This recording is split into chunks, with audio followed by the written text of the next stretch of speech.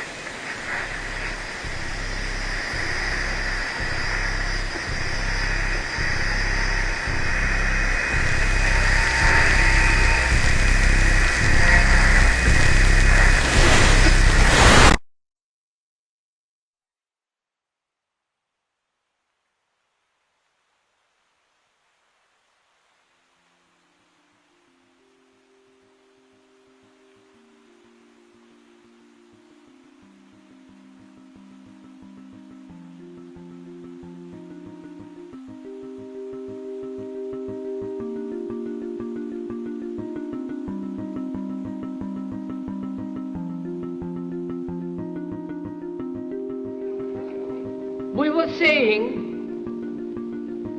how very important it is to bring about in the human mind the radical revolution. The crisis is a crisis in consciousness,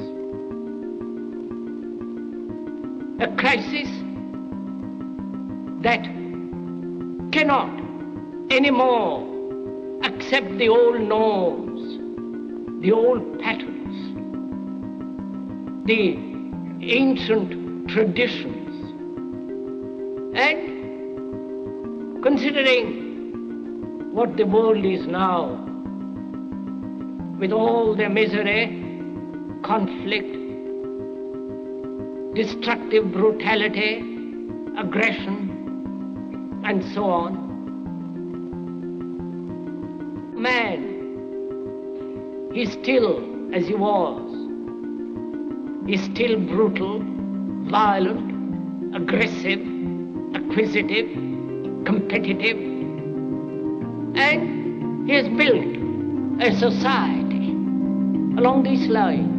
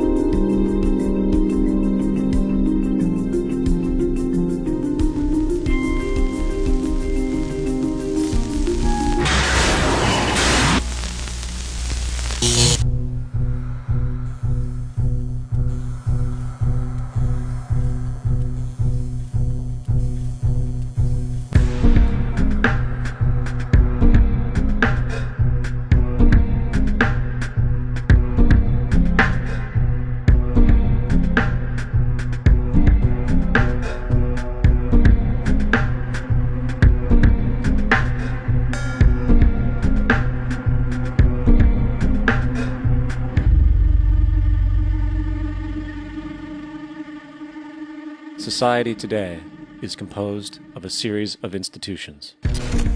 From political institutions, legal institutions, religious institutions, to institutions of social class, familial values, and occupational specialization. It is obvious the profound influence these traditionalized structures have in shaping our understandings and perspectives. Yet, of all the social institutions we are born into, directed by, and conditioned upon, there seems to be no system as taken for granted and misunderstood as the monetary system. Taking on nearly religious proportions, the established monetary institution exists as one of the most unquestioned forms of faith there is.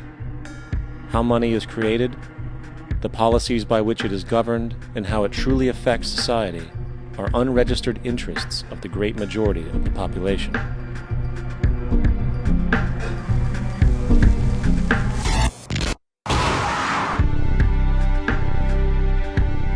In a world where 1% of the population owns 40% of the planet's wealth, in a world where 34,000 children die every single day from poverty and preventable diseases, and where 50% of the world's population lives on less than $2 a day, one thing is clear: something is very wrong.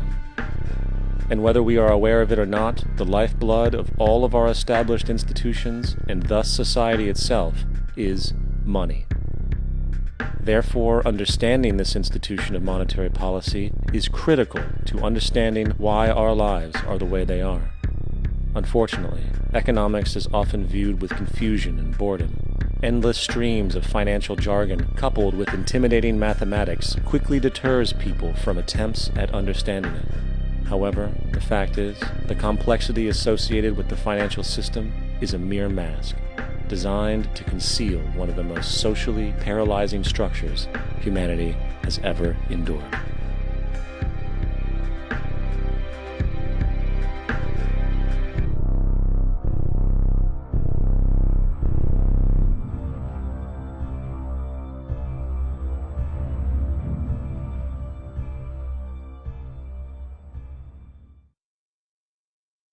A number of years ago, the Central Bank of the United States, the Federal Reserve, produced a document entitled Modern Money Mechanics.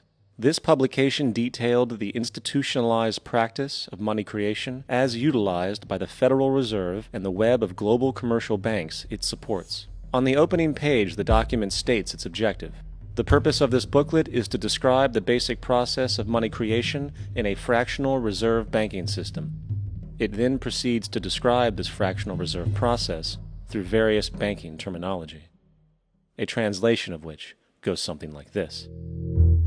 The United States government decides it needs some money, so it calls up the Federal Reserve and requests, say, $10 billion. The Fed replies, saying, sure, we'll buy $10 billion in government bonds from you. So the government takes some pieces of paper, paints some official-looking designs on them, and calls them treasury bonds. Then it puts a value on these bonds to the sum of $10 billion and sends them over to the Fed. In turn, the people at the Fed draw up a bunch of impressive pieces of paper themselves, only this time calling them Federal Reserve notes, also designating a value of $10 billion to the set. The Fed then takes these notes and trades them for the bonds.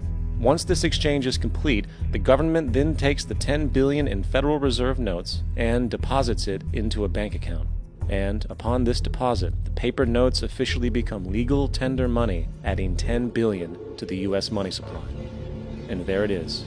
$10 billion in new money has been created. Of course, this example is a generalization, for, in reality, this transaction would occur electronically, with no paper used at all.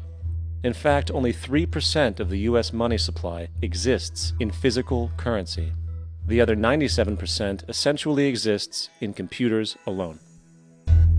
Now, government bonds are, by design, instruments of debt, and when the Fed purchases these bonds, with money it essentially created out of thin air, the government is actually promising to pay back that money to the Fed. In other words, the money was created out of debt. This mind-numbing paradox of how money or value can be created out of debt or a liability will become more clear as we further this exercise. So, the exchange has been made and now $10 billion sits in a commercial bank account. Here's where it gets really interesting. For as based on the fractional reserve practice, that $10 billion deposit instantly becomes part of the bank's reserves, just as all deposits do. And regarding reserve requirements, as stated in Modern Money Mechanics, a bank must maintain legally required reserves equal to a prescribed percentage of its deposits. It then quantifies this by stating, under current regulations, the reserve requirement against most transaction accounts is 10%. This means that with a $10 billion deposit, 10%, or $1 billion, is held as the required reserve, while the other $9 billion is considered an excessive reserve and can be used as the basis for new loans.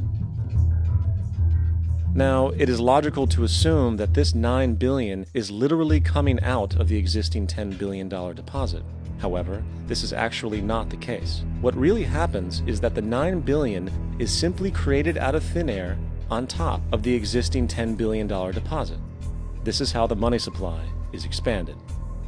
As stated in modern money mechanics, of course they, the banks, do not really pay out loans from the money they receive as deposits. If they did this, no additional money would be created. What they do when they make loans is to accept promissory notes, loan contracts, in exchange for credits, money, to the borrower's transaction accounts. In other words, the $9 billion can be created out of nothing simply because there is a demand for such a loan and that there is a $10 billion deposit to satisfy the reserve requirements. Now, let's assume that somebody walks into this bank and borrows the newly available $9 billion. They will then most likely take that money and deposit it into their own bank account. The process then repeats, for that deposit becomes part of the bank's reserves. 10% is isolated, and in turn 90% of the $9 billion, or $8.1 billion, is now available as newly created money for more loans. And of course, that 8.1 can be loaned out and redeposited, creating an additional 7.2 billion, to 6.5 billion, to 5.9 billion, etc. This deposit money creation loan cycle can technically go on to infinity. The average mathematical result is that about $90 billion can be created on top of the original $10 billion.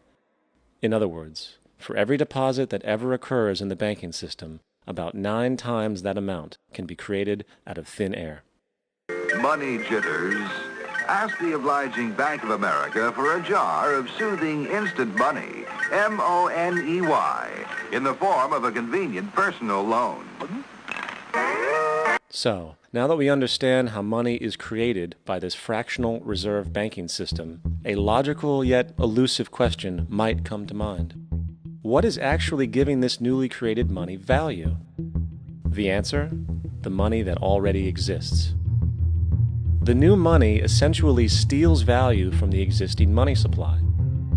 For the total pool of money is being increased irrespective to demand for goods and services. And as supply and demand finds equilibrium, prices rise, diminishing the purchasing power of each individual dollar. This is generally referred to as inflation, and inflation is essentially a hidden tax on the public. What is the advice that you generally get? And that is inflate the currency. They don't say debase the currency. They don't say devalue the currency. They don't say cheat the people who are saved. They say lower the interest rates. The real deception is when we distort the value of money. When we create money out of thin air, we have no savings, and yet there's so-called capital. So my question boils down to this: how in the world can we expect to solve the problems of inflation, that is, the increase in the supply of money, with more inflation? Of course, it can't. The fractional reserve system of monetary expansion is inherently inflationary. For the act of expanding the money supply without there being a proportional expansion of goods and services in the economy will always debase a currency. In fact, a quick glance at the historical values of the US dollar versus the money supply reflects this point definitively, for the inverse relationship is obvious. $1 in 1913 required $21.60 in 2007 to match value. That is a 96% devaluation since the Federal Reserve came into existence. Now, if this reality of inherent and perpetual inflation seems absurd and economically self-defeating, hold that thought, for absurdity is an understatement in regard to how our financial system really operates. For in our financial system, money is debt. And debt is money. Here is a chart of the U.S. money supply from 1950 to 2006. Here is a chart of the U.S. national debt for the same period. How interesting it is that the trends are virtually the same. For the more money there is, the more debt there is. The more debt there is, the more money there is. To put it a different way, every single dollar in your wallet is owed to somebody by somebody. For remember, the only way the money can come into existence is from loans. Therefore, if everyone in the country were able to pay off all debts, including the government, there would not be $1 in circulation.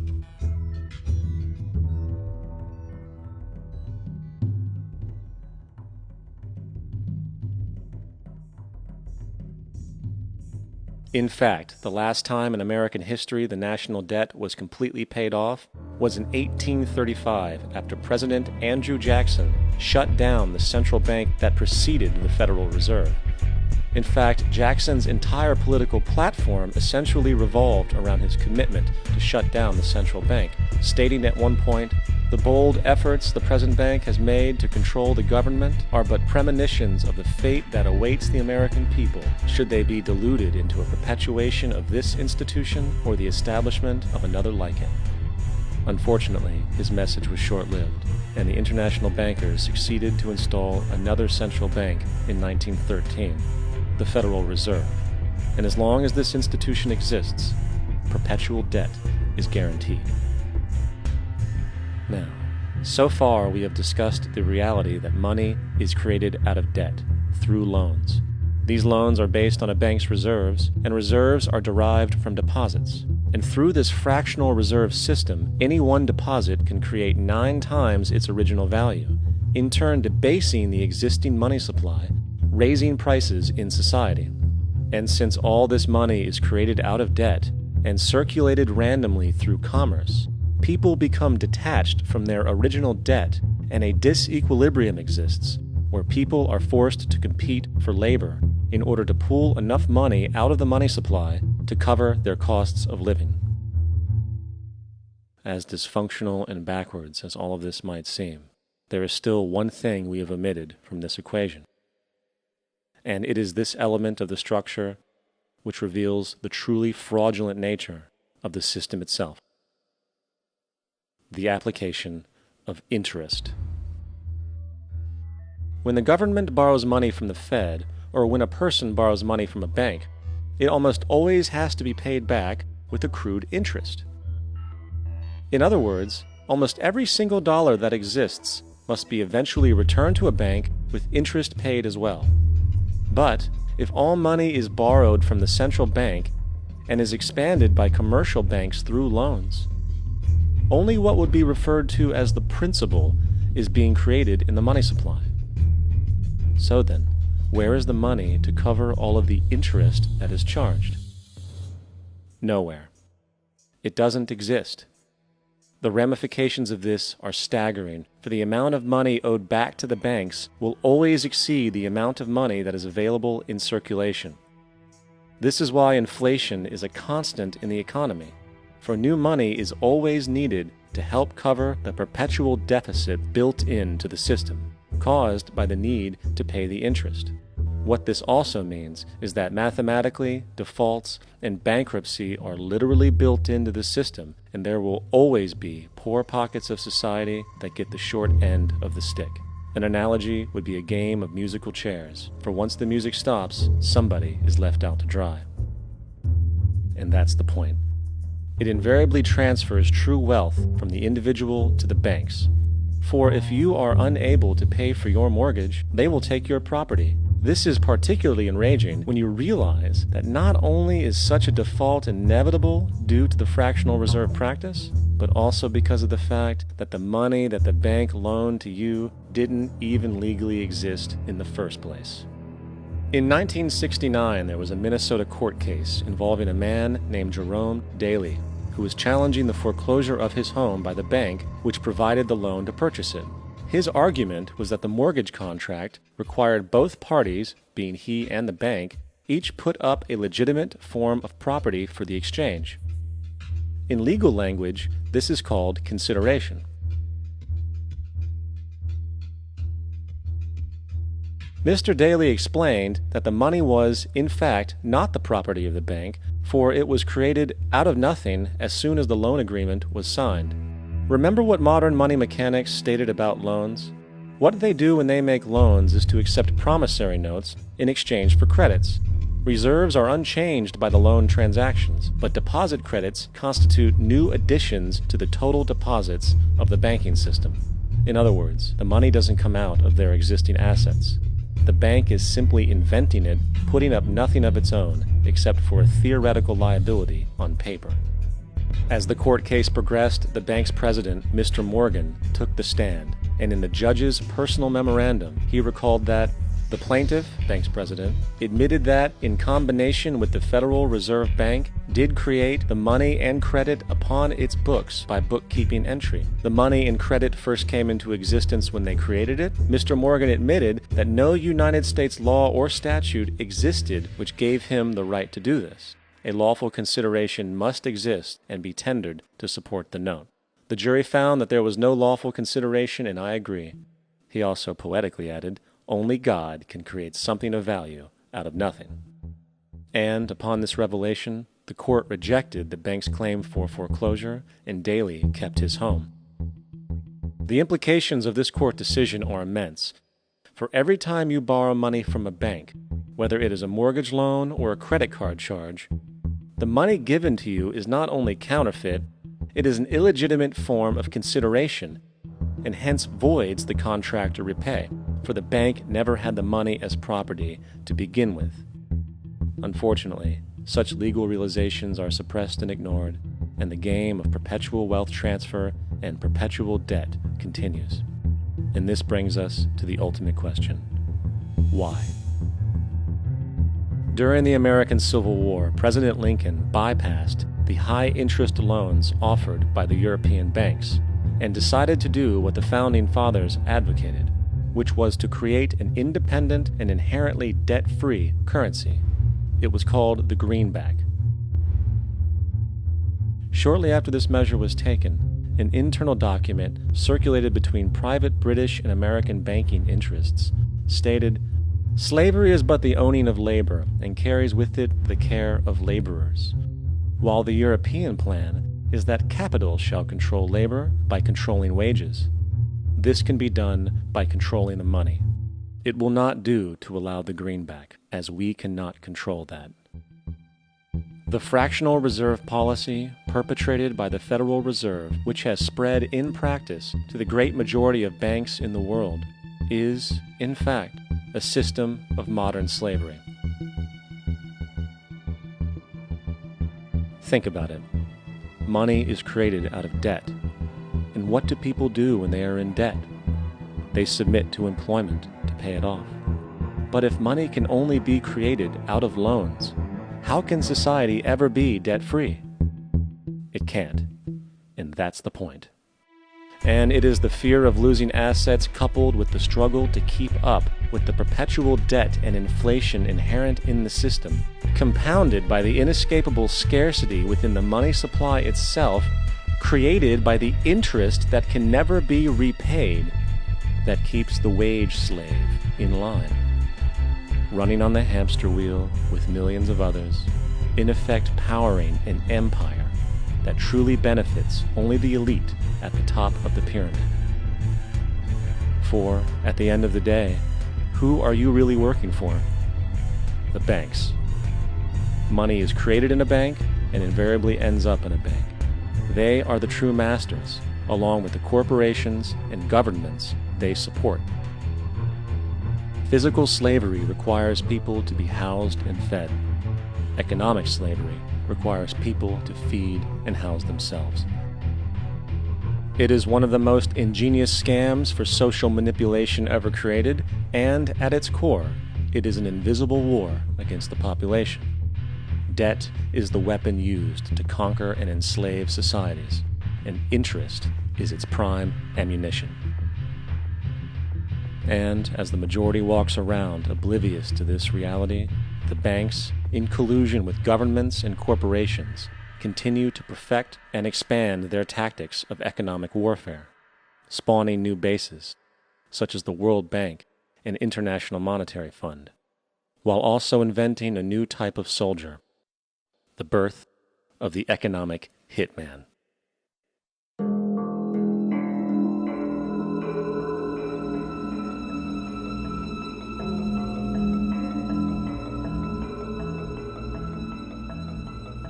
We economic hitmen really have been the ones responsible for creating this first truly global empire. And we work many different ways.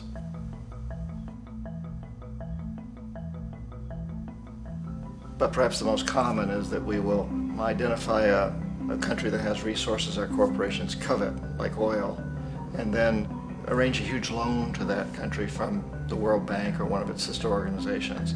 But the money never actually goes to the country. Instead, it goes to our big corporations to build infrastructure projects in that country, power plants, industrial parks, ports, things that benefit a few rich people in that country, in addition to our corporations, but really don't help the majority of the people at all. However, those people, the whole country is left holding a huge debt.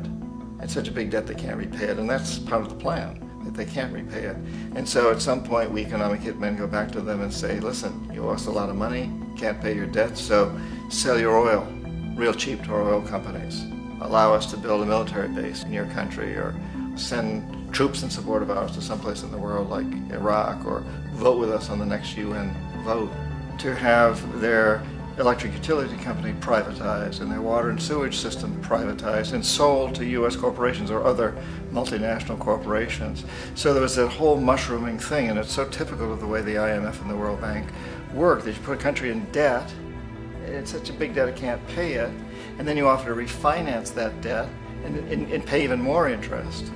And you demand this quid pro quo, which you call a conditionality or good governance, which means basically that they've got to sell off their resources, including many of their social services, their utility companies, their school systems sometimes, their penal systems, their insurance systems, to foreign corporations. So it's a double, triple, quadruple whammy. The precedent for economic hitmen really began back in the early 50s when democratically elected Mossadegh, who was elected in Iran, he was considered to be the hope for democracy in the Middle East and around the world. He was Time Magazine's Man of the Year. But one of the things that he'd run on and began to implement was the idea that foreign oil companies needed to pay the Iranian people a lot more for the oil that they were taking out of Iran. The Iranian people should benefit from their own oil. Strange policy. We didn't like that, of course. But we were afraid to do what we normally were doing, which was to send in the military. Instead, we sent in one CIA agent, Kermit Roosevelt, Teddy Roosevelt's relative. And Kermit went in with a few $1 million and was very, very effective and efficient. And in a short amount of time, he managed to get Mossadegh overthrown and brought in the Shah of Iran to replace him, who always was favorable to oil. And it was extremely effective.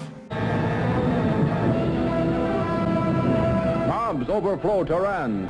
Army officers shout that Mossadegh has surrendered and his regime as virtual dictator of Iran is ended. Pictures of the Shah are paraded through the streets as sentiment reverses.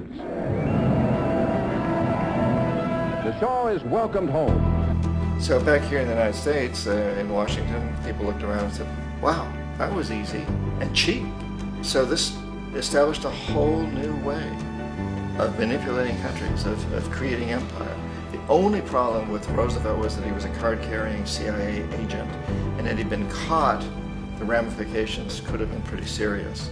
So very quickly at that point, the decision was made to use private consultants to channel the money through the World Bank or the IMF or one of the other such agencies, to bring in people like me who worked for private companies, so that if we got caught, there would be no governmental ramifications.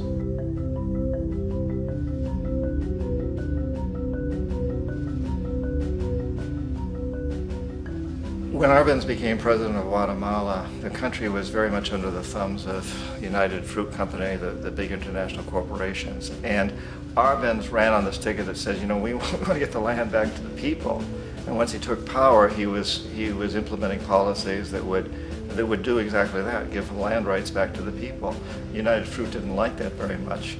And so they hired a public relations firm, launched a huge campaign in the United States to convince the United States people, the citizens of the United States, and the press of the United States, and the Congress of the United States, that Arbenz was a Soviet puppet, and that if we allowed him to stay in power, the Soviets would have a foothold in this hemisphere. And that, at that point in time, was a huge fear on everybody's mind, the Red Terror, the Communist Terror. And so, to make a long story short, out of this public relations campaign came a commitment on the part of the CIA and the military to take this man out. And in fact, we did. We sent in planes, we sent in soldiers, we sent in jackals, we sent everything in to take him out, and did take him out. And as soon as he was removed from office, the new guy that took over after him basically reinstated everything to the big international corporations, including United Fruit.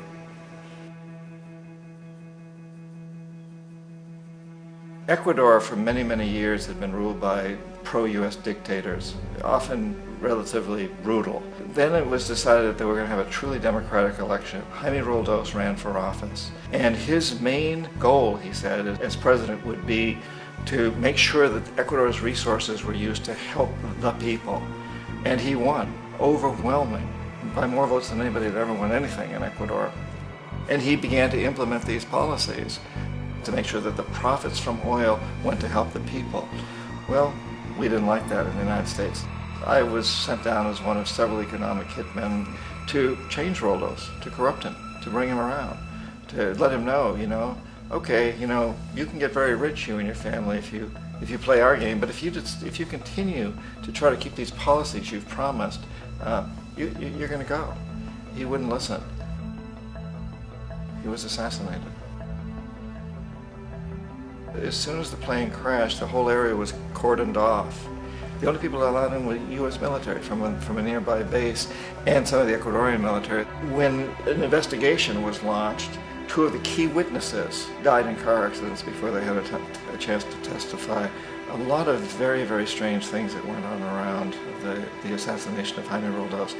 I, like most people who've really looked at this case, have absolutely no doubt that it was an assassination. And of course, in my position as an economic hitman, I was always expecting something to happen to Jaime, whether it be a coup or assassination, I wasn't sure, but that he would be taken down because he was not being corrupted. He would not allow himself to be corrupted the way we wanted to corrupt him.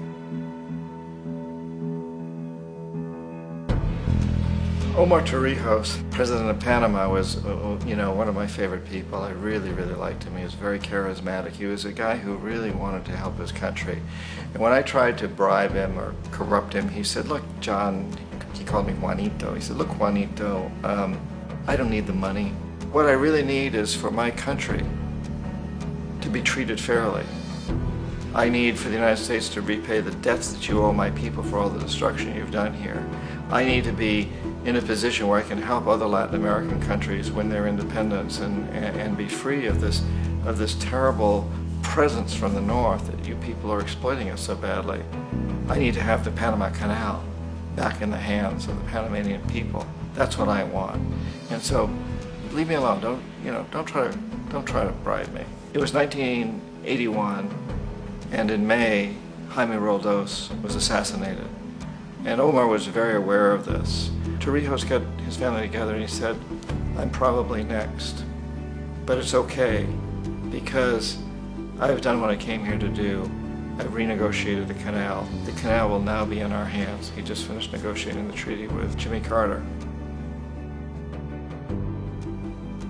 In June of that same year, just a couple of months later, he also went down in an airplane crash, which there's no question was executed by CIA-sponsored jackals. Tremendous amount of evidence that one of Torrijos' security guards handed him at the last moment as he was getting on the plane a tape recorder, a small tape recorder that contained a bomb.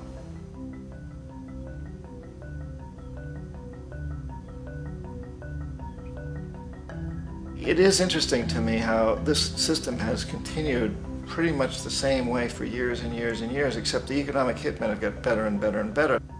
Then we come up with, very recently, what happened in Venezuela. In 1998, Hugo Chavez gets elected president, following a long line of presidents who had been very corrupt and basically destroyed the economy of the country. And Chavez was elected amidst all that. Chavez stood up to the United States, and he's done it primarily demanding that Venezuelan oil be used to help the Venezuelan people. Well, we didn't like that in the United States. So in 2002, a coup was staged, which there's no question in my mind, and most other people's minds, that the CIA was behind that coup.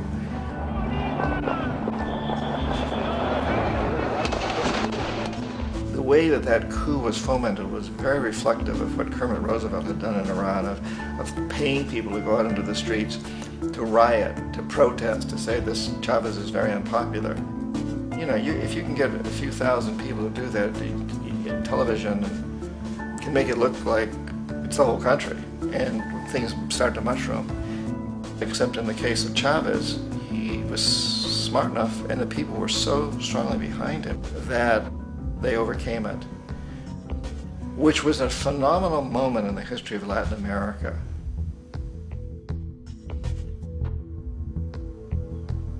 Iraq actually is a perfect example of the way the whole system works. So we economic hitmen are the first line of defense. We go in and we try to corrupt governments and get them to accept these huge loans, which we then use as leverage to basically own them.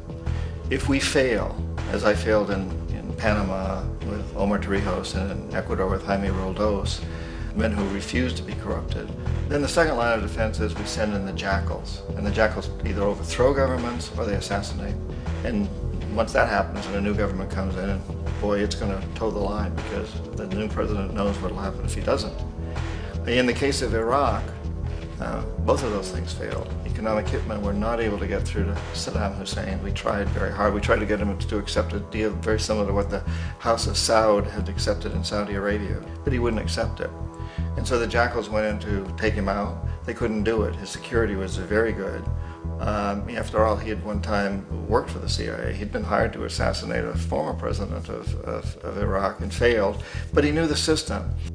So in '91, we send in the troops and we take out the Iraqi military. So we assume at that point that Saddam Hussein is going to come around. We could have taken him out, of course, at that time, but we didn't want to. He's the kind of strong man we like. He controls his people. We thought he could control the Kurds and keep the Iranians in their border and keep pumping oil for us. And that once we took out his military, now he's going to come around. So the economic hitmen go back in the 90s without success. If they'd had success, he'd still be running the country. We'd be selling him all the fighter jets he wants and everything else he wants. But they couldn't, they didn't have success. The jackals couldn't take him out again, so we sent the military in once again, and this time we did the complete job and took him out, and in the process created for ourselves some very, very lucrative construction deals. We had to reconstruct a country that we'd essentially destroyed, which is a pretty good deal if you own construction companies, big ones. So, you know, Iraq shows the three stages. The economic hitmen failed there, the jackals failed there, and as a final measure, the military goes in. And in that way, we've really created an empire, but we've done it very, very subtly. It's clandestine. All the empires of the past were built on the military, and everybody knew they were building them. So the British knew they were building them, the French, the Germans, the Romans, the Greeks. And they were proud of it, and they always had some excuse like spreading civilization, spreading some religion, something like that. But they knew they were doing it. We don't. The majority of the people in the United States have no idea that we're living off the benefits of a clandestine empire, that today there's more slavery in the world than ever before. And then you have to ask yourself, well, if it's an empire, then who's the emperor? Obviously, our presidents of the United States are not emperors. An emperor is someone who's not elected, doesn't serve a limited term, and doesn't report to anyone, essentially. So you can't classify our presidents that way. But we do have what I consider to be the equivalent of the emperor, and it's what I call the corporatocracy. The corporatocracy is this group of individuals who run our biggest corporations, and they really act as the emperor of this empire. They control our media, either through direct ownership or advertising. They control most of our politicians because they finance their campaigns, either through their corporations or through personal contributions that come out of the corporations. They're not elected, they don't serve a limited term, they don't report to anybody. And at the very top of the corporatocracy, you really can't tell whether a person's working for a private corporation or the government because they're always moving back and forth. So, you know, you've got a guy who one moment is the president of a big construction company like Halliburton, and the next moment he's vice president of the United States, or the president who is in the oil business. And this is true whether you've got Democrats or Republicans in the office. You have the moving back and forth through the revolving door. And in a way, our government is invisible a lot of the time, and its policies are carried out by our corporations on one level or another. And then again, the policies of the government are basically forged by the corporatocracy and then presented to the government. They become government policy. So it's an incredibly cozy relationship. This isn't a conspiracy theory type of thing. These people don't have to get together and plot to do things. They all basically work under one primary assumption, and that is that they must maximize profits regardless of the social and environmental costs.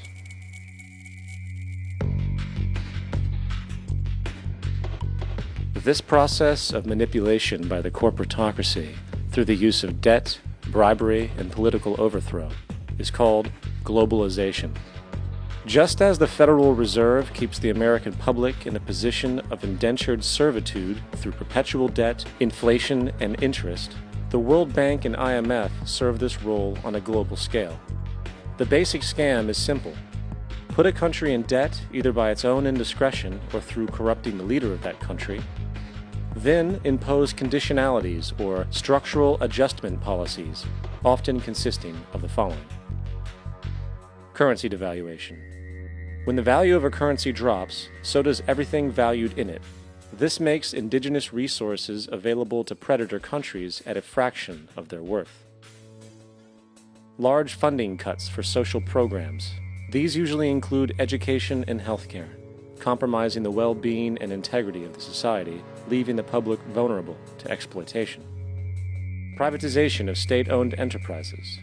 This means that socially important systems can be purchased and regulated by foreign corporations for profit. For example, in 1999, the World Bank insisted that the Bolivian government sell the public water system of its third largest city to a subsidy of the U.S. corporation Bechtel. As soon as this occurred, water bills for the already impoverished local residents skyrocketed. It wasn't until after a full-blown revolt by the people that the Bechtel contract was nullified. Then there is trade liberalization, or the opening up of the economy through removing any restrictions on foreign trade. This allows for a number of abusive economic manifestations, such as transnational corporations bringing in their own mass-produced products, undercutting the indigenous production and ruining local economies. An example is Jamaica, which, after accepting loans and conditionalities from the World Bank, lost its largest cash crop markets due to competition with Western imports. Today, countless farmers are out of work, for they are unable to compete with the large corporations. Another variation is the creation of numerous seemingly unnoticed, unregulated, inhumane sweatshop factories, which take advantage of the imposed economic hardship. Additionally, due to production deregulation, environmental destruction is perpetual, as a country's resources are often exploited by the indifferent corporations while outputting large amounts of deliberate pollution. The largest environmental lawsuit in the history of the world today is being brought on behalf of 30,000 Ecuadorian Amazonian people against Texaco, which is now owned by Chevron. So today it's against Chevron, but for activities conducted by Texaco. Estimated to be more than 18 times what the Exxon Valdez dumped into the coast of Alaska. In the case of Ecuador, it wasn't an accident. The oil companies did it intentionally. They knew they were doing it to save money out there rather than arranging for proper disposal. Furthermore, a cursory glance at the performance record of the World Bank reveals that the institution, which publicly claims to help poor countries develop and alleviate poverty, has done nothing but increase poverty and the wealth gap, while corporate profits soar. In 1960, the income gap between the fifth of the world's people in the richest countries versus the fifth in the poorest countries was 30 to 1. By 1998, it was 74 to 1. While global GNP rose 40% between 1970 and 1985, those in poverty actually increased by 17%. While from 1985 to 2000, those living on less than $1 a day increased by 18%. Even the Joint Economic Committee of the U.S. Congress admitted that there is a mere 40% success rate of of all World Bank projects. In the late 1960s, the World Bank intervened in Ecuador with large loans. During the next 30 years, poverty grew from 50% to 70%. Under or unemployment grew from 15 to 70%. Public debt increased from 240 million to 16 billion, while the share of resources allocated to the poor went from 20% to 6%. In fact, by the year 2000, 50% of Ecuador's national budget had to be allocated for paying its debts. It is important to understand the World Bank is, in fact, a U.S. bank supporting U.S. interests, for the United States holds veto power over decisions, as it is the largest provider of capital. And where did it get this money? You guessed it, it made it out of thin air through the fractional reserve banking system. Of the world's top 100 economies, as based on annual GDP, 51 are corporations, and 47 of that 51 are U.S.-based.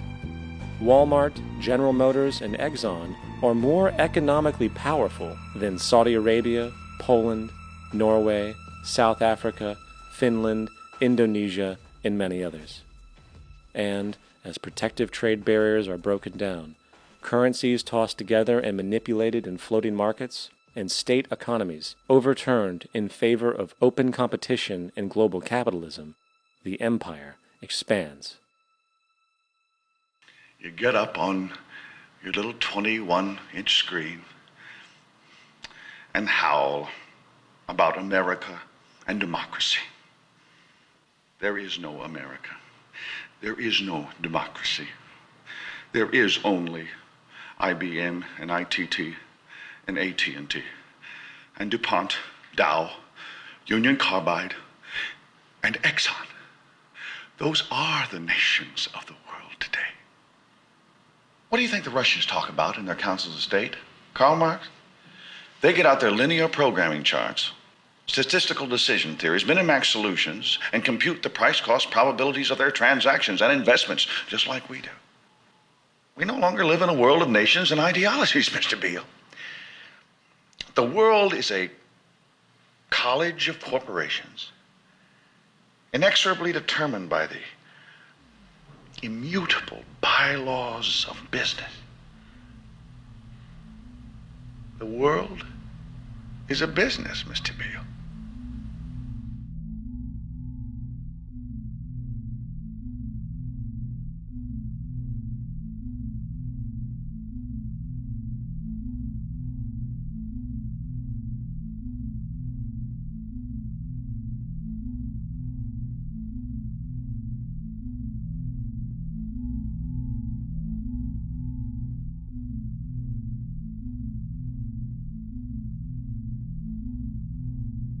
The world is being taken over by a handful of business powers who dominate the natural resources we need to live while controlling the money we need to obtain these resources.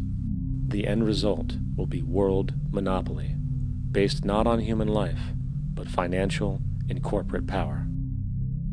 And as the inequality grows, naturally more and more people are becoming desperate. So the establishment was forced to come up with a new way to deal with anyone who challenges the system. So they gave birth to the terrorist. The term terrorist is an empty distinction, designed for any person or group who chooses to challenge the establishment. This isn't to be confused with the fictional Al-Qaeda, which was actually the name of a computer database for the US-supported Mujahideen in the 1980s.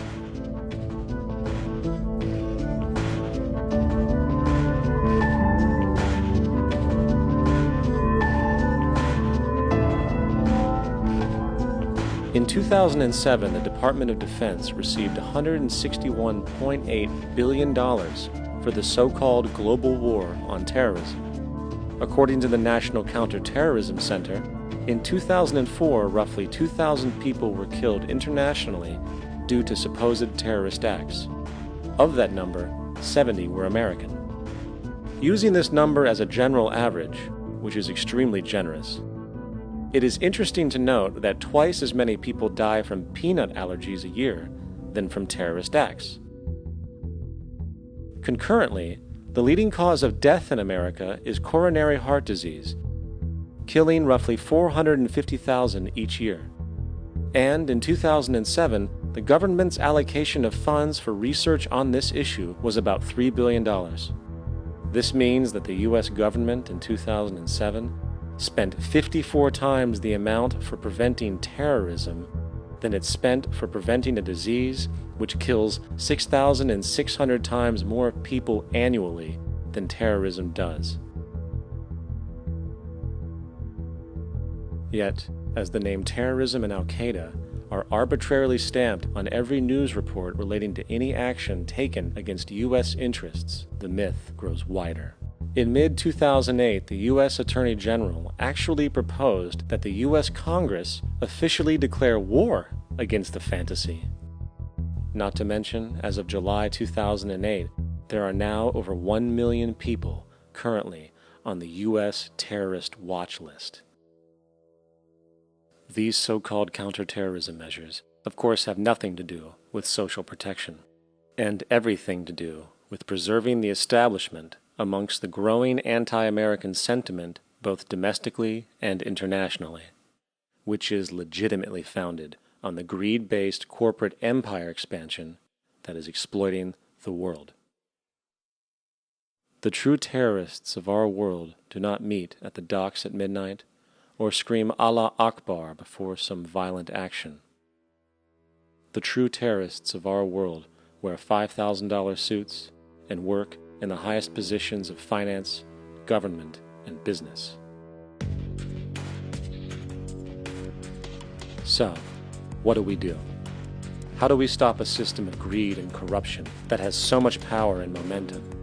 How do we stop this aberrant group behavior which feels no compassion for, say, the millions slaughtered in Iraq and Afghanistan, so the corporatocracy can control energy resources and opium production for Wall Street profit?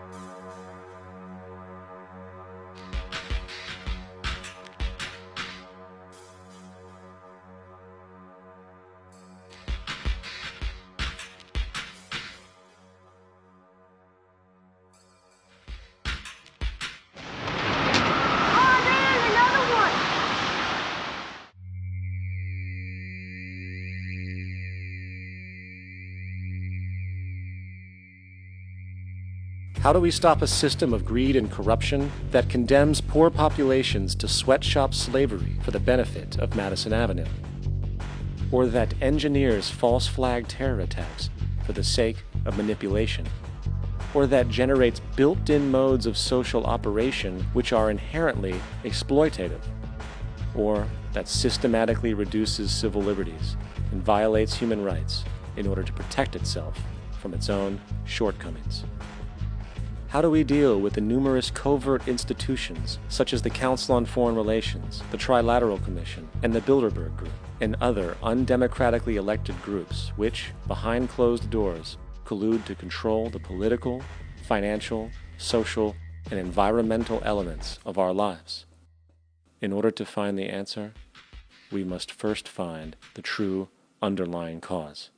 For the fact is, the selfish, corrupt, power, and profit-based groups are not the true source of the problem.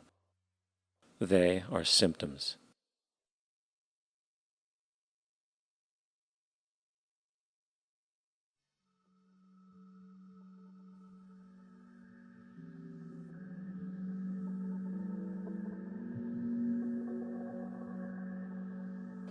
My name is Jock Fresco. I'm an industrial designer and a social engineer. I'm very much interested in society and developing a system that might be sustainable for all people. First of all, the word corruption is a monetary invention. That aberrant behavior that's disruptive to the well-being of people, Well, you're dealing with human behavior. And human behavior appears to be environmentally determined, meaning if you were raised by the Seminole Indians as a baby, never saw anything else, you'd hold that value system. And this goes for nations, it goes for individuals, for families. They try to indoctrinate their children to their particular faith and their country and make them feel like they're part of that. And they build a society which they call established. They establish a workable point of view and tend to perpetuate that, whereas all societies are really emergent, not established. And so they fight new ideas that would interfere with the establishment. Governments try to perpetuate that which keeps them in power. People are not elected to political office to change things. They're put there to keep things the way they are. So you see, the basis of corruption is in our society. Let me make it clear. All nations, then, are basically corrupt because they tend to uphold existing institutions. I don't mean to uphold or downgrade all nations, but communism, socialism, fascism, the free enterprise system, and all other subcultures are the same. They are all basically corrupt. The most fundamental characteristic of our social institutions is the necessity for self-preservation. Whether dealing with a corporation, a religion, or a government, the foremost interest is to preserve the institution itself. For instance, the last thing an oil company would ever want is the utilization of energy that was outside of its control, for it makes that company less relevant to society. Likewise, the Cold War and the collapse of the Soviet Union was, in reality, a way to preserve and perpetuate the established economic and global hegemony of the United States. Similarly, religions condition people to feel guilty for natural inclinations, each claiming to offer the only path to forgiveness and salvation. At the heart of this institutional self-preservation lies the monetary system, for it is money that provides the means for power and survival. Therefore, just as a poor person might be forced to steal in order to survive, it is a natural inclination to do whatever is needed to continue an institution's profitability. This makes it inherently difficult for profit-based institutions to change, for it puts in jeopardy not only the survival of large groups of people, but also the coveted materialistic lifestyles associated with affluence and power. Therefore, the paralyzing necessity to preserve an institution, regardless of its social relevance, is largely rooted in the need for money or profit.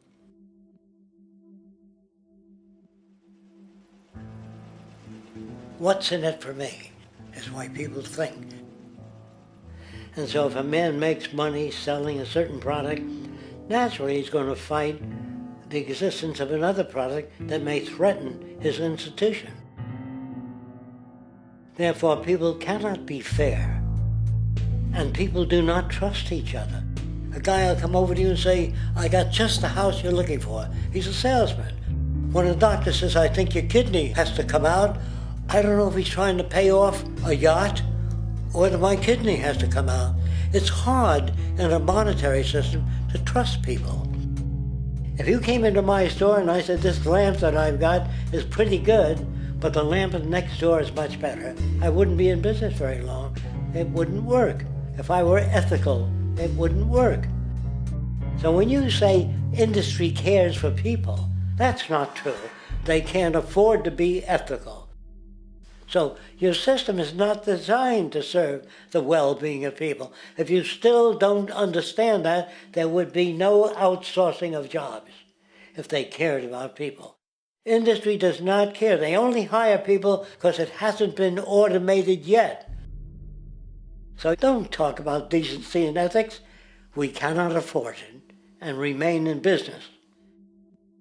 It is important to point out that regardless of the social system, whether fascist, socialist, capitalist, or communist, the underlying mechanism is still money, labor, and competition. Communist China is no less capitalistic than the United States, The only difference is the degree by which the state intervenes in enterprise. The reality is that monetaryism, so to speak, is the true mechanism that guides the interests of all the countries on the planet. The most aggressive and hence dominant variation of this monetaryism is the free enterprise system.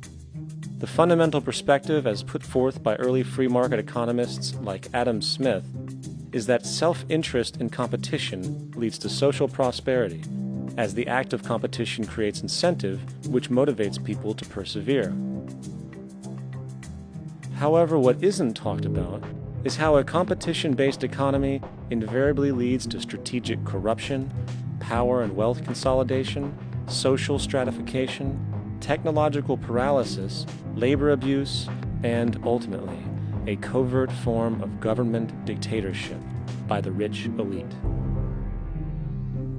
The word corruption is often defined as moral perversion. If a company dumps toxic waste into the ocean to save money, most people recognize this as corrupt behavior. On a more subtle level, when Walmart moves into a small town and forces small businesses to shut down for they are unable to compete, a gray area emerges. For what exactly is Walmart doing wrong? Why should they care about mom-and-pop organizations they destroy?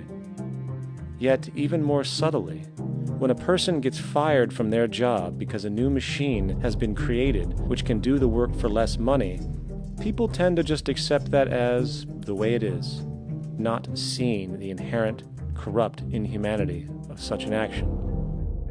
Because the fact is, whether it is dumping toxic waste, having a monopoly enterprise, or downsizing the workforce, the motive is the same: profit. They are all different degrees of the same self-preserving mechanism, which always puts the well-being of people second to monetary gain. Therefore, corruption is not some byproduct of monetaryism. It is the very foundation. And while most people acknowledge this tendency on one level or another, the majority remains naive as to the broad ramifications of having such a selfish mechanism as the guiding mentality in society.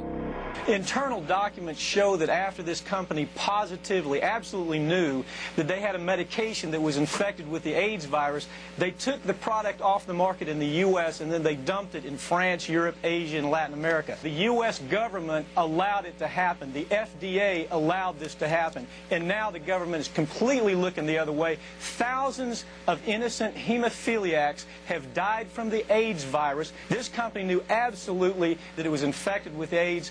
They dumped it because they wanted to turn this disaster into a profit. So you see, you have built-in corruption. We're all chiseling off each other, and you can't expect decency in that sort of thing. And feeling that, they don't know who to elect. They think in terms of a democracy, which is not possible in a monetary-based economy. If you have more money to advertise your position, the position you desire in government, that isn't a democracy. It serves those in positions of differential advantage. So it's always a dictatorship of the elitists, the financially wealthy.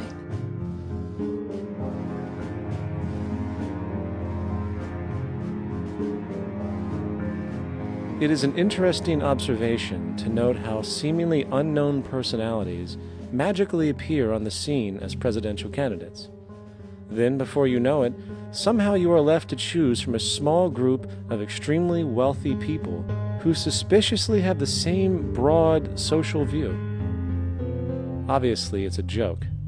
The people placed on the ballot are done so because they have been pre-decided to be acceptable by the established financial powers who actually run the show. Yet, many who understand this illusion of democracy often think, if only we could just get our honest, ethical politicians in power, then we would be okay. Well, while this idea, of course, seems reasonable in our established-oriented worldview, it is, unfortunately, another fallacy. For when it really comes down to what is actually important, the institution of politics, and thus politicians themselves, have absolutely no true relevance as to what makes our world and society function. It's not politicians that can solve problems. They have no technical capabilities. They don't know how to solve problems. Even if they were sincere, they don't know how to solve problems. It's the technicians that produce the desalination plants. It's the technicians that give you electricity, that give you motor vehicles, that heat your house and cool it in the summertime. It's technology that solves problems, not politics. Politics cannot solve problems because they're not trained to do so. Very few people today stop and consider what it is that actually improves their lives. Is it money?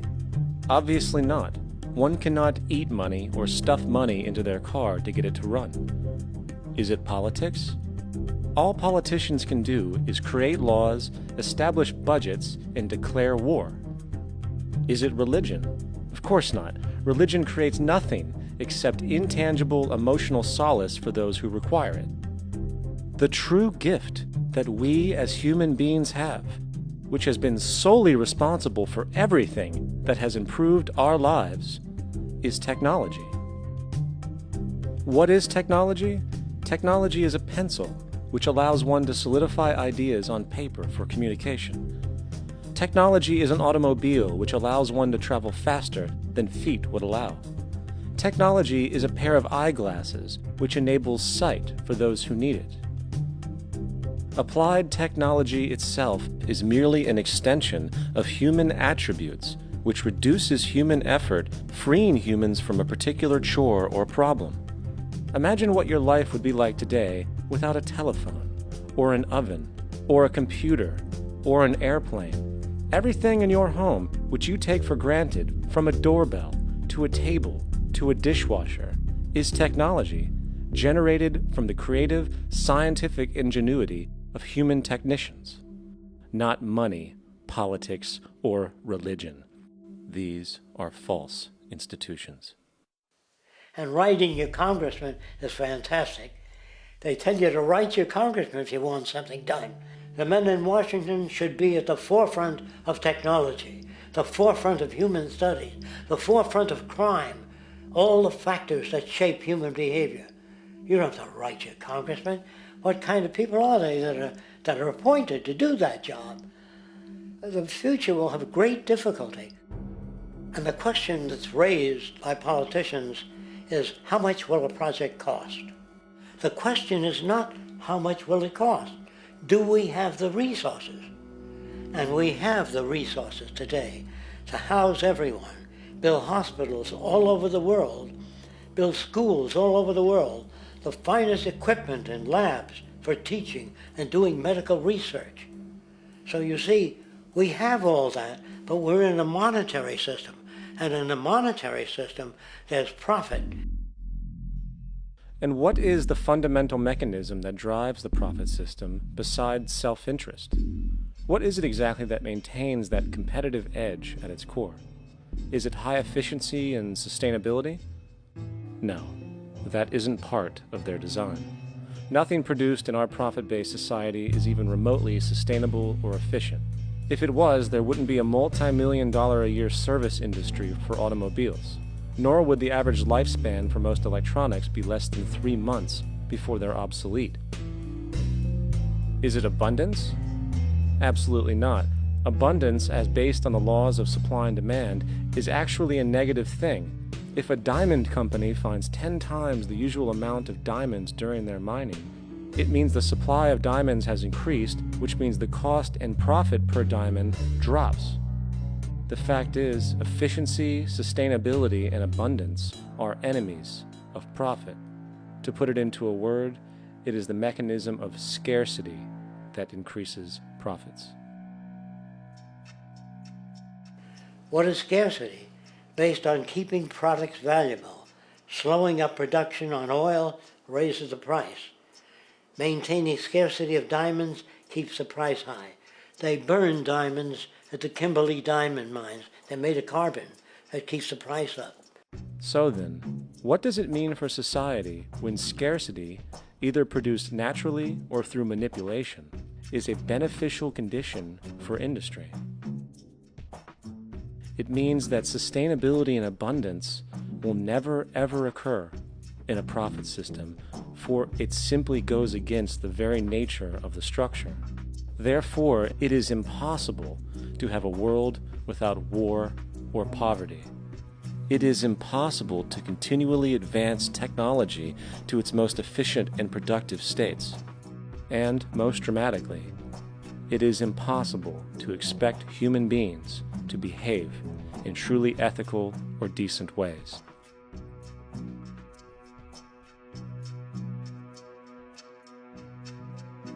People use the word instinct because they can't account for the behavior.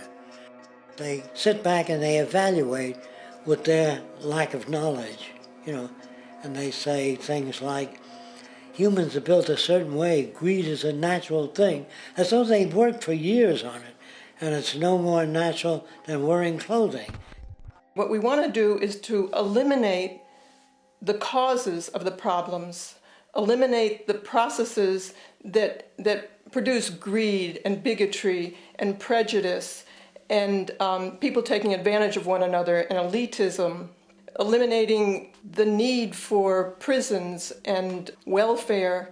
We have always had these problems because we have always lived within scarcity and barter and monetary systems that produce scarcity. If you eradicate the conditions that generate what you call socially offensive behavior, it does not exist. The guy said, well, isn't that inborn? No, it's not. There is no human nature, there's human behavior, and that's always been changed throughout history. You're not born with bigotry and greed and corruption and hatred. You pick that up within the society. War, poverty, corruption, hunger, misery, human suffering will not change in a monetary system. That is, there'll be very little significant change. It's going to take the redesign of our culture, our values, and it has to be related to the carrying capacity of the earth, not some human opinion or some politician's notions of the way the world ought to be, or some religious notions of the conduct of human affairs. And that's what the Venus Project is about. The society that we're about to talk about is a society that is free of all the old superstitions, incarceration, prisons, police, cruelty, and law. All laws will disappear, and the professions will disappear that are no longer valid, such as stockbrokers, bankers, advertising, gone forever, because it's no longer relevant. When we understand that it is technology devised by human ingenuity which frees humanity and increases our quality of life, we then realize that the most important focus we can have is on the intelligent management of the Earth's resources. For it is from these natural resources we gain the materials to continue our path of prosperity. Understanding this, we then see that money fundamentally exists as a barrier to these resources, for virtually everything has a financial cost. And why do we need money to obtain these resources? Because of real or assumed scarcity. We don't usually pay for air and tap water because it is in such high abundance, selling it would be pointless. So then, logically speaking, if resources and technologies applicable to creating everything in our societies, such as houses, cities, and transportation, were in high enough abundance, there would be no reason to sell anything. Likewise, if automation and machinery was so technologically advanced as to relieve human beings of labor, there would be no reason to have a job. And with these social aspects taken care of, there would be no reason to have money at all. So the ultimate question remains: do we on Earth have enough resources and technological understanding to create a society of such abundance that everything we have now could be available without a price tag and without the need for submission through employment? Yes, we do. We have the resources and technology to enable this at a minimum, along with the ability to raise the standard of living so high that people in the future will look back at our civilization now and gawk at how primitive and immature our society was. What the Venus Project proposes is an entirely different system that's updated to present-day knowledge. We've never given scientists the problem of how do you design a society which would eliminate boring and monotonous jobs, that would eliminate accidents in transportation, that would enable people to have a high standard of living, that would eliminate poisons in our food, that would give us other sources of energy that are clean and efficient. We can do that out there.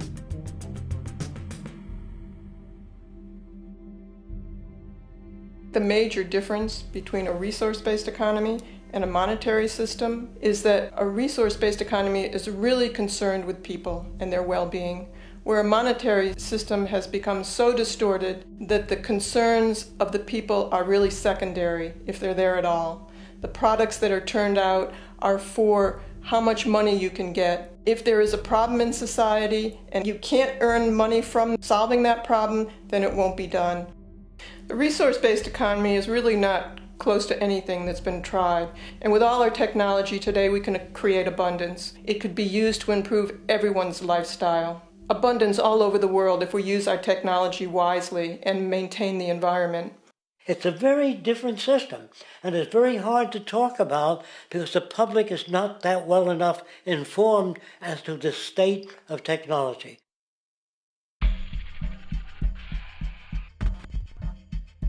At present, we don't have to burn fossil fuels. We don't have to use anything that would contaminate the environment. There are many sources of energy available. Alternative energy solutions pushed by the establishment, such as hydrogen, biomass, and even nuclear, are highly insufficient, dangerous, and exist only to perpetuate the profit structure that industry has created. When we look beyond the propaganda and self-serving solutions put forth by the energy companies, we find a seemingly endless stream of clean, abundant, and renewable energy for generating power.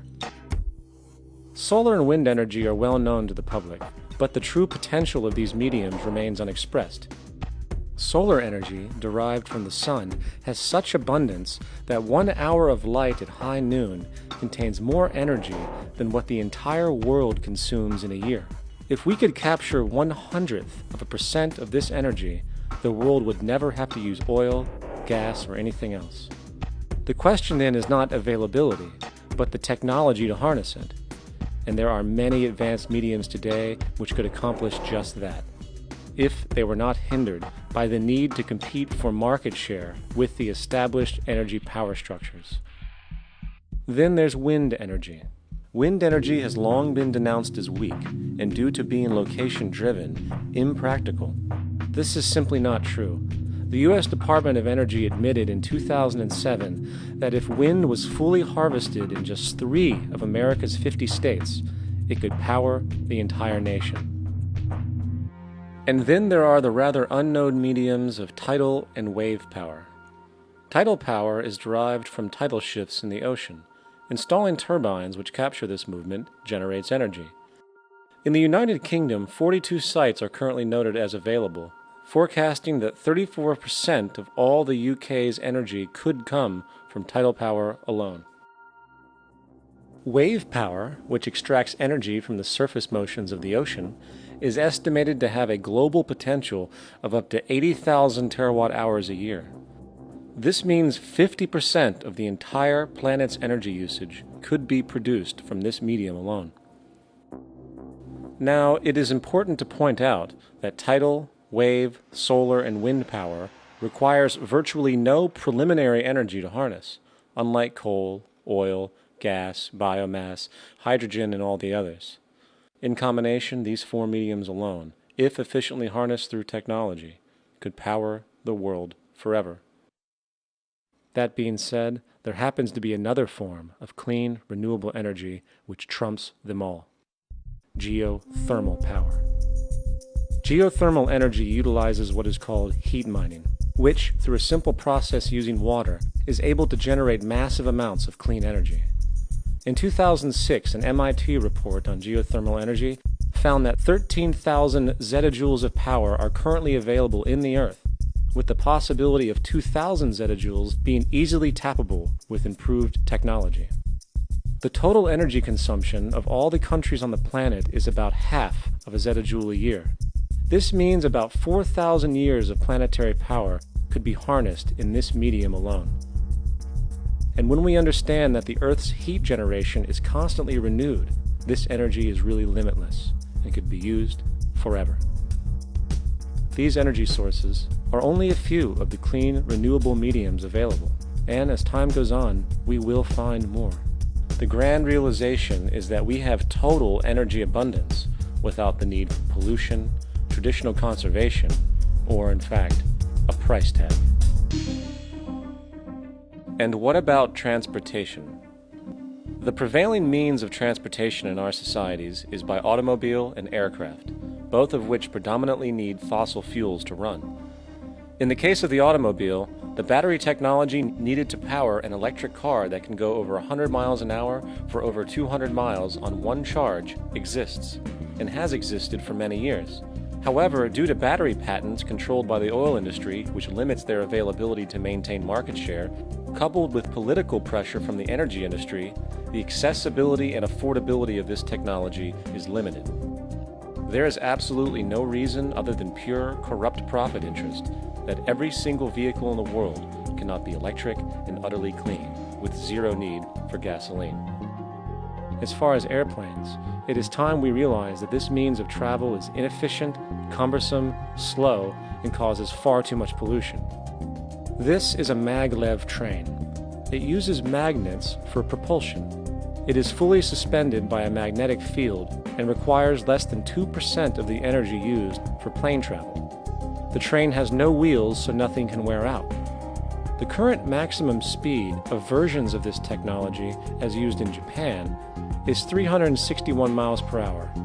However, this version of the technology is very dated. An organization called ET3, which has connections with the Venus Project, has established a tube-based maglev that can travel up to 4,000 miles per hour in a motionless, frictionless tube, which can go over land or underwater. Imagine going from LA to New York for an extended lunch break, or from Washington, D.C. to Beijing, China in 2 hours. This is the future of continental and intercontinental travel, fast, clean, with only a fraction of the energy usage we use today for the same means. In fact, between maglev technology, advanced battery storage, and geothermal energy, there would be no reason to ever burn fossil fuels again. And we can do this now if we were not held back by the paralyzing profit structure. Now, America is inclined toward fascism. It has a propensity by its dominant philosophy and religion to uphold the fascist point of view. American industry is essentially a fascist institution. If you don't understand that, the minute you punch that time clock, you walk into a dictatorship. We're given notions about the respectability of work, and I really look at it as being paid slavery. They're brought up to believe that you shall earn your living by the sweat of your brow. That holds people back, freeing people from drudgery, repetitive jobs which make them ignorant. You rob them. In our society, that is a resource-based economy, machines free people. You see, we can't imagine that because we've never known that kind of world. If we look back at history, we see a very clear pattern of machine automation slowly replacing human labor. From the disappearance of the elevator man to the near full automation of an automobile production plant, the fact is, as technology grows, the need for humans in the workforce will continually be diminished. This creates a serious clash, which proves the falseness of the monetary-based labor system. For human employment is in direct competition with technological development. Therefore, given the fundamental priority of profit by industry, People, through time, will be continually laid off and replaced by machine. When industry takes on a machine, instead of shortening the workday, they downsize. You lose your job. So you have a right to fear machines. In a high-technology, resource-based economy, it is conservative to say that about 90% of all current occupations could be phased out by machines, freeing humans to live their life without servitude, for this is the point of technology itself. And through time, with nanotechnology and other highly advanced forms of science, it is not far-fetched to see how even complex medical procedures could be performed by machines as well, and based on the pattern, with much higher success rates than humans get today.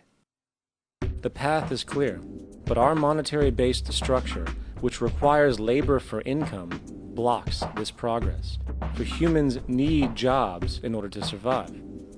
The bottom line is that this system must go, or we will never be free, and technology will be constantly paralyzed. We have machines that clean out sewers. It frees a human being from doing that. So look at machines as extensions of human performance. Furthermore, many occupations today will have simply no basis to exist in a resource-based economy, such as anything associated with the management of money, advertising, along with the legal system itself. For without money, a great majority of the crimes that are committed today would never occur. Virtually all forms of crime are a consequence of the monetary system, either directly or by neuroses inflicted through financial deprivation. Therefore, laws themselves could eventually become extinct. Instead of putting up a sign, drive carefully, slippery when wet, put abrasive in the highway so it's not slippery when wet. And if a person gets in a car and they're drunk and the car oscillates a great deal, there's a little pendulum that swings up and back, and that'll pull the car over to the side. Not a law solution. Put sonar and radar in automobiles so they can't hit one another. Man-made laws are attempts to deal with occurring problems, and not knowing how to solve them, they make a law. In the United States, the most privatized, capitalist country on the planet, it should come as no surprise that it also has the largest prison population in the world, growing every year. Statistically, most of these people are uneducated and come from poor, deprived societies. And, contrary to propaganda, it is this environmental conditioning which lures them into criminal and violent behavior. However, society looks the other way in regard to this point. The legal and prison systems are just more examples of how our society avoids examining the root causes of behavior. Billions are spent each year on prisons and police, while only a fraction is spent on programs for poverty, which is one of the most fundamental variables responsible for crime to begin with. And as long as we have an economic system which prefers and in fact creates scarcity and deprivation, crime will never go away.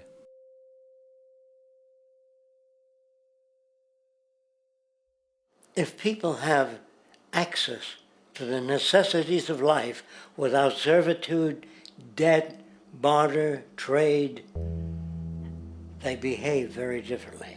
You want all these things available without a price tag. Now then, you gotta have a price tag. Well, what'll motivate people? Man gets everything he wants, he just lay around in the sun. This is the myth they perpetuate. People in our culture are trained to believe that the monetary system produces incentive.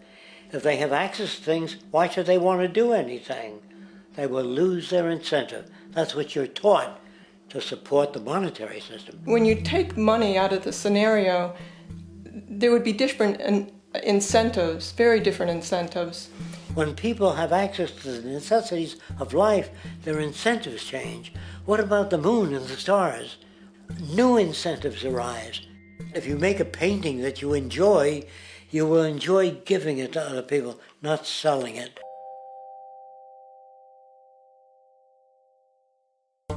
I think most of the education that I've seen today is essentially producing a person for a job. It's very specialized. They're not generalists. People don't know a lot about a lot of different subjects. I don't think you could get people to go to war if they knew a lot about a lot of things. I think education is mostly rote, and they're not taught how to solve problems. They're not given the tools emotionally or within their own field of how to do critical thinking. A resource-based economy, the education would be very different. Our society's major concern is mental development and to motivate each person to their highest potential.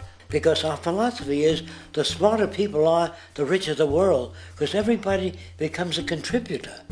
The smarter your kids are, the better my life will be, because they'll be contributing more constructively to the environment and to my life, because everything that we devise within a resource-based economy would be applied to society. There would be nothing to hold it back.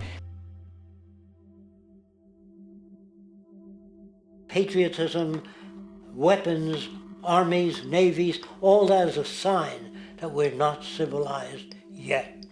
Kids will ask their parents, didn't you see the necessity of the machines? Dad, couldn't you see that war was inevitable when you produce scarcity? Isn't it obvious? Of course the kid will understand that you were pinheads, raised merely to serve the established institutions. We're such an abominable, sick society that we won't make the history book. They just say that large nations took land from smaller nations, used force and violence. You'll get history talked about as corrupt behavior all the way along until the beginning of the civilized world. That's when all the nations work together. World unification, working toward common good for all human beings, and without anyone being subservient to anyone else, without social stratification, whether it be technical elitism or any other kind of elitism, eradicated from the face of the earth. The state does nothing because there is no state. There is no state. The system I advocate, a resource-based global economy, is not perfect. It's just a lot better than what we have. We can never achieve perfection.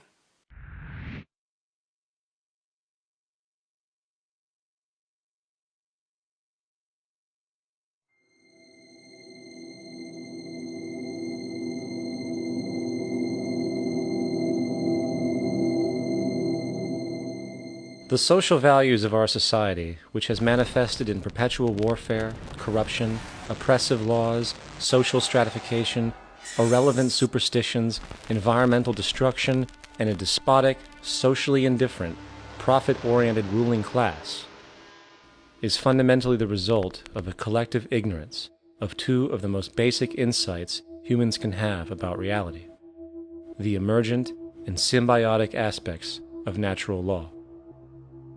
The emergent nature of reality is that all systems, whether it is knowledge, society, technology, philosophy, or any other creation, will, when uninhibited, undergo fluid, perpetual change. What we consider commonplace today, such as modern communication and transportation, would have been unimaginable in ancient times. Likewise, the future will contain technologies, realizations, and social structures that we cannot even fathom in the present. We have gone from alchemy to chemistry, from a geocentric universe to a heliocentric, from believing that demons were the cause of illness to modern medicine. This development shows no sign of ending, and it is this awareness that aligns us and leads us on a continuous path to growth and progress. Static, empirical knowledge does not exist. Rather, it is the insight of the emergence of all systems we must recognize. This means we must be open to new information at all times, even if it threatens our current belief system and hence identities. Sadly, society today has failed to recognize this, and the established institutions continue to paralyze growth by preserving outdated social structures. Simultaneously, the population suffers from a fear of change, for their conditioning assumes a static identity, and challenging one's belief system usually results in insult and apprehension, for being wrong is erroneously associated with failure, when, in fact, to be proven wrong should be celebrated, for it is elevating someone to a new level of understanding, furthering awareness. The fact is, there is no such thing as a smart human being, for it is merely a matter of time before their ideas are updated, changed, or eradicated.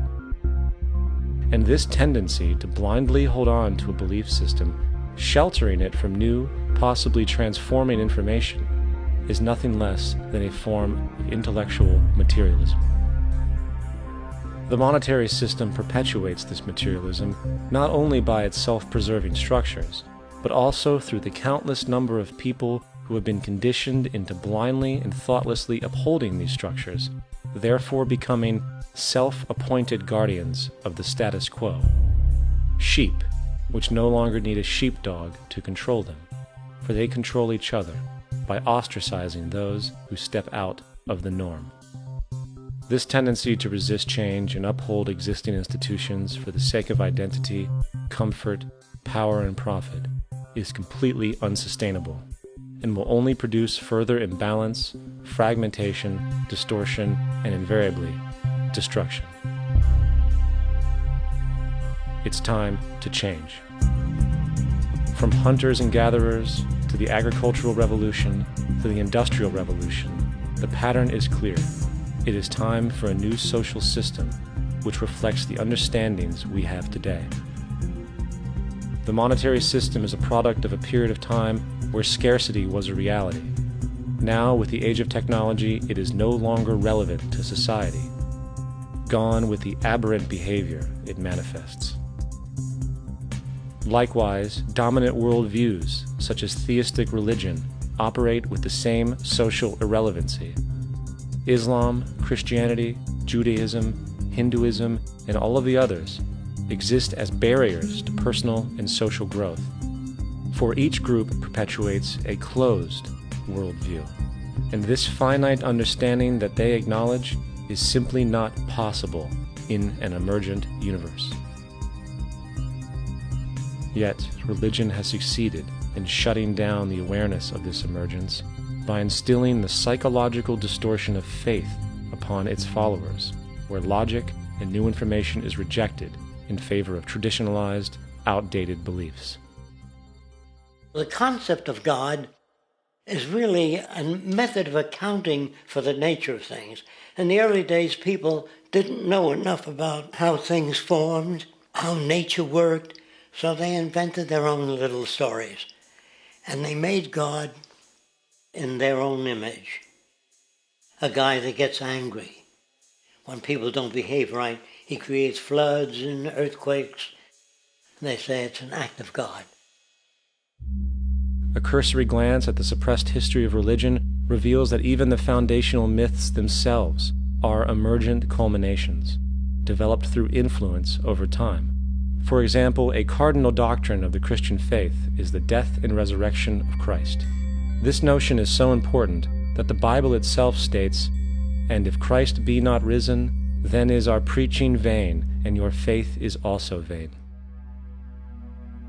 Yet it is very difficult to take this account literally, for not only is there no primary source denoting this supernatural event in secular history, awareness of the enormous number of pre-Christian saviors who also died and were resurrected immediately puts the story in mythological territory by association. Early church figures such as Tertullian went to great lengths to break these associations, even claiming that the devil caused the similarities to occur, stating in the 2nd century, "The devil, whose business is to pervert the truth, mimics the exact circumstance of the divine sacraments. He baptizes his believers and promises forgiveness of sins. He celebrates the oblation of bread and brings in the symbol of the resurrection. Let us therefore acknowledge the craftiness of the devil, who copied certain things of those that be divine." What is truly sad, however, is that when we cease the idea that the stories from Christianity, Judaism, Islam, and all the others are literal history, and accept them for what they really are, which are purely allegorical expressions, derived from many faiths, we see that all religions share a common thread, and it is this unifying imperative that needs to be recognized and appreciated. Religious belief has caused more fragmentation and conflict than any other ideology. Christianity alone has 34,000 different subgroups. The Bible is subject to interpretation. When you read it, you say, I think Jesus meant this. I think Job meant that. Oh no, he meant this. So you have the Lutheran, the Seventh-day Adventist, the Catholic, and a church divided is no church at all. And a church divided is no church at all. And this point on division, which is a trademark of all theistic religions, brings us to our second failure of awareness, the false assumption of separation through the rejection of the symbiotic relationship of life. Apart from the understanding that all natural systems are emergent, where all notions of reality will be constantly developed, altered, and even eradicated, we must also understand that all systems are, in fact, invented fragments, merely for the sake of conversation. For there is no such thing as independence in nature.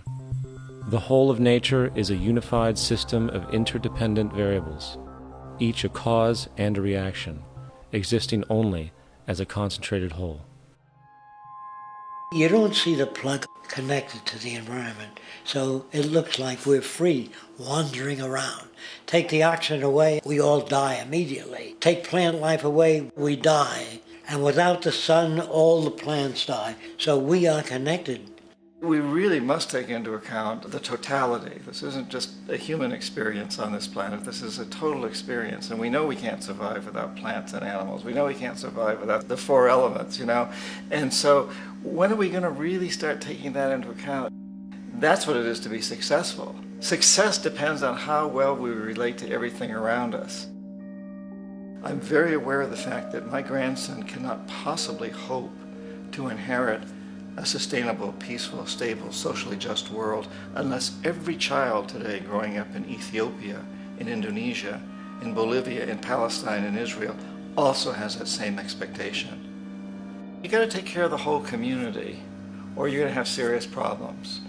And now we have to see that the whole world is the community, and we must all take care of each other that way. And it's not just a community of human beings, it's a community of plants and animals and elements. And we really need to understand that. That's what's going to bring us joy too, and pleasure. That's what's missing in our lives right now. We can call it spirituality, but the fact of the matter is joy comes from that bliss of connectedness.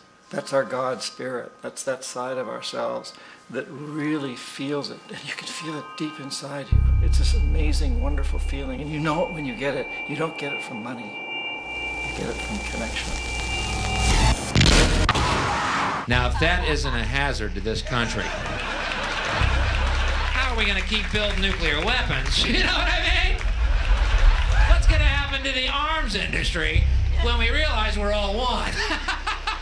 It's going to fuck up the economy. The economy that's fake anyway. The economy that's fake anyway. The economy that's fake anyway. The economy that's fake anyway. The economy that's fake anyway. Which would be a real bummer. You can see why the government's cracking down on the idea of experiencing unconditional love.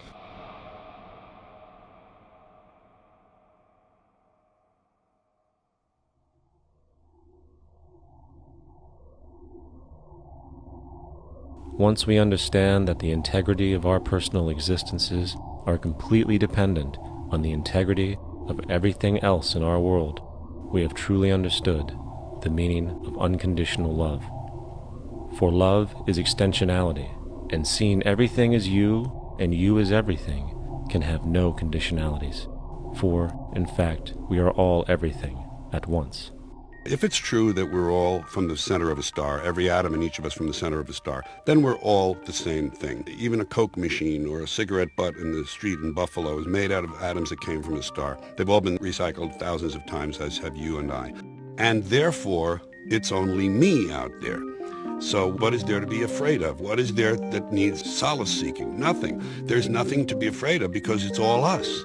The trouble is we have been separated by being born and given a name and an identity and being individuated. We've been separated from the oneness, and that's what religion exploits, that people have this yearning to be part of the overall one again. So they exploit that. They call it God. They say he has rules.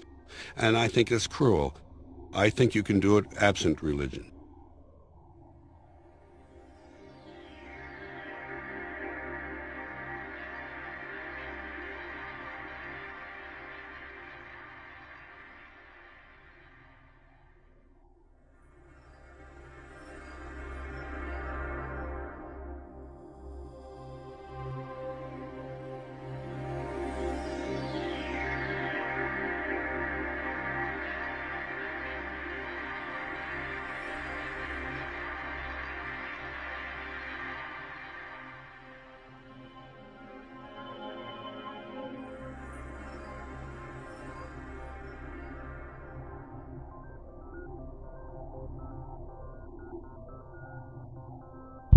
It's time to claim the unity our outmoded social systems have broken apart, and work together to create a sustainable global society where everyone is taken care of and everyone is truly free.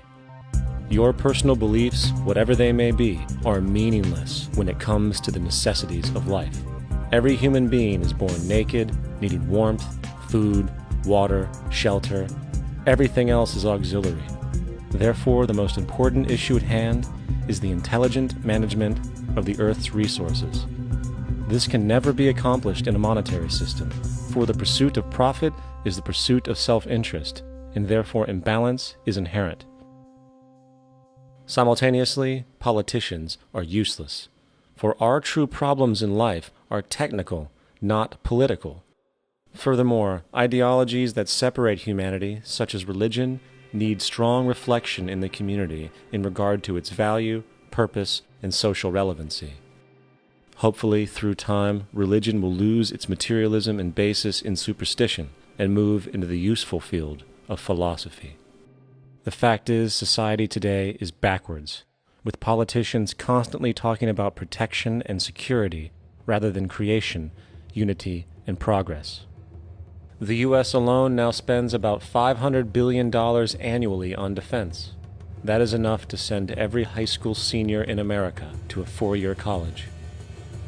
In the 1940s, the Manhattan Project produced the first true weapon of mass destruction. This program employed 130,000 people at an extreme financial cost. Imagine what our life would be like today if that group of scientists, instead of working on a way of killing people, worked on a way to create a self-sustaining, abundant world. Life today would be very, very different if that was their goal.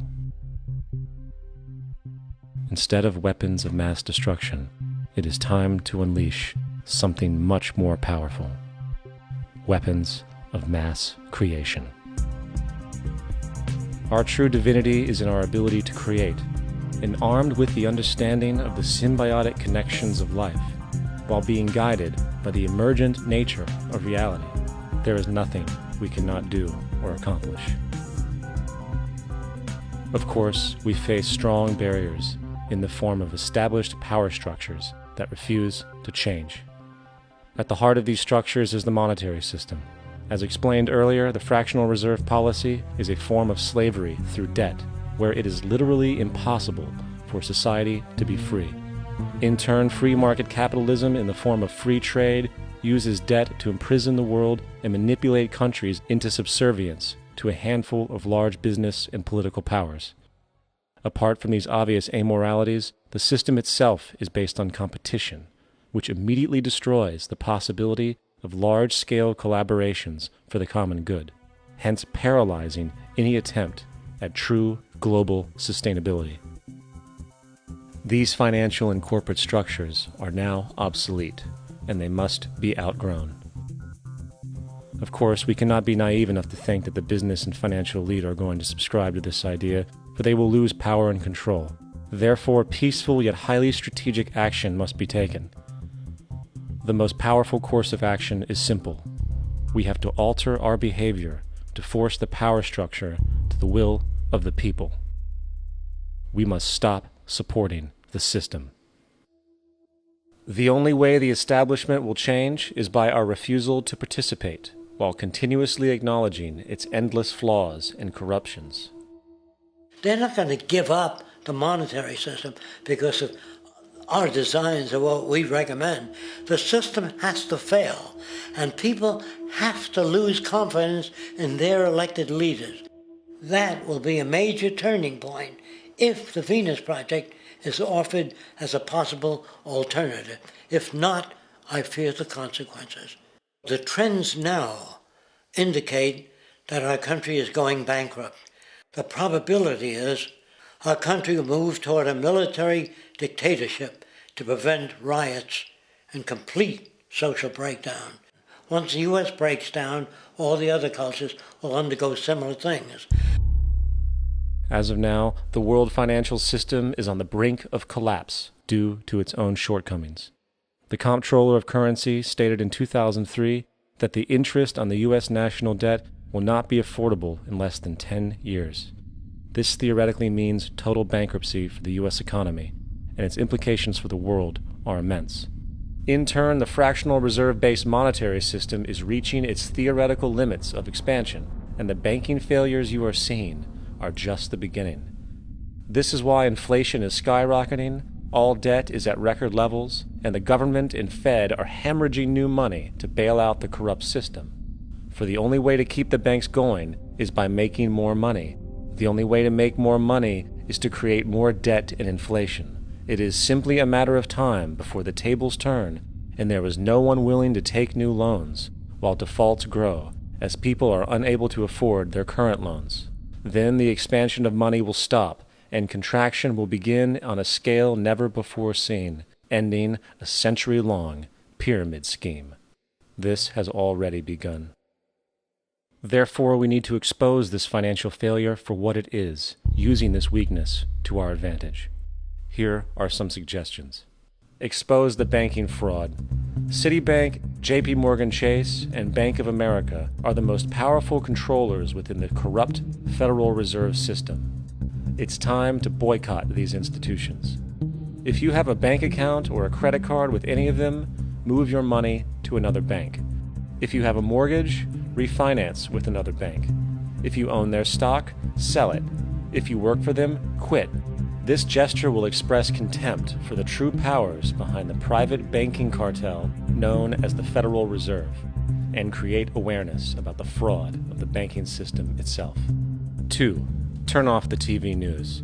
Visit the emerging independent news agencies on the internet for your information. CNN, NBC, ABC, Fox, and all the others present all news pre-filtered to maintain the status quo. With 4 corporations owning all major media outlets, objective information is impossible. This is the true beauty of the internet, and the establishment has been losing control because of this free flow of information. We must protect the internet at all times, as it is truly our savior right now. 3. Don't ever allow yourself, your family, or anyone you know to ever join the military. This is an obsolete institution now used exclusively for maintaining an establishment that is no longer relevant. U.S. soldiers in Iraq work for U.S. corporations, not the people. Propaganda forces us to believe that war is natural and the military is an honorable institution. Well, if war is natural, why are there 18 suicides every single day by American veterans who have post-traumatic stress disorder? If our military men and women are so honored, why is it that 25% of the American homeless population are veterans? 4. Stop supporting the energy companies. If you live in a detached house, get off the grid. Investigate every means of making your home self-sustainable with clean energy. Solar, wind, and other renewable energies are now affordable consumer realities, and considering the never-ending rising cost of traditional energies, it will likely be a cheaper investment over time. If you drive, get the smallest car you can, and consider using one of the many conversion technologies that can enable your car to be a hybrid, electric, or run on anything other than establishment fuels. 5. Reject the political system. The illusion of democracy is an insult to our intelligence. In a monetary system, there is no such thing as a true democracy, and there never was. We have two political parties owned by the same set of corporate lobbyists. They are placed in their positions by the corporations, with popularity artificially projected by their media. In a system of inherent corruption, the change of personnel every couple of years has very little relevance. Instead of pretending that the political game has any true meaning, focus your energy on how to transcend this failed system. And 6. Join the movement. Go to the Zeitgeistmovement.com and help us create the largest mass movement for social change the world has ever seen. We must mobilize and educate everyone about the inherent corruption of our current world system, along with the only true sustainable solution, declaring all the natural resources on the planet as common heritage to all people, while informing everyone as to the true state of technology and how we can all be free if the world works together rather than fights. The choice lies with you. You can continue to be a slave to the financial system and watch the continuous wars, depressions, and injustice across the globe while placating yourself with vain entertainment and materialistic garbage. Or you can focus your energy on true, meaningful, lasting, holistic change, which actually has the realistic ability to support and free all humans with no one left behind. But, in the end, the most relevant change must occur first inside of you. The real revolution is the revolution of consciousness, and each one of us first needs to eliminate the divisionary, materialistic noise we have been conditioned to think is true, while discovering, amplifying, and aligning with the signal coming from our true empirical oneness. It is up to you. What we are trying in all these discussions and talks here is to see if we cannot radically bring about a transformation of the mind. Not accept things as they are, but to understand it, to go into it, to examine it, give your heart and your mind with everything that you have to find out a way of living differently.